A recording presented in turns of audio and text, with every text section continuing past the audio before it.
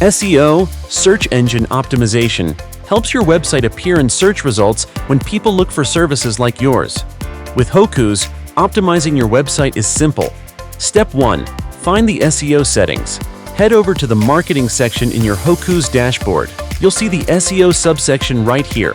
This is where the magic happens. You'll find options for your pages, collections, products, blog posts, and bookings, everything you need to optimize. Step 2.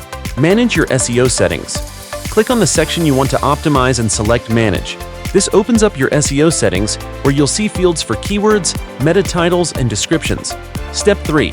Add SEO-friendly content. Meta title. This is the clickable headline users see in search results. Keep it clear, engaging, and within the recommended character limit. Meta description. A short summary that tells users and search engines what your page is about. Keywords. Choose relevant words that describe your business and services to help search engines understand your site.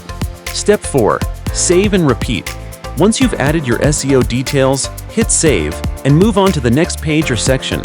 The more pages you optimize, the better your chances of getting found online. With Hocoos, you don't need to be an SEO expert.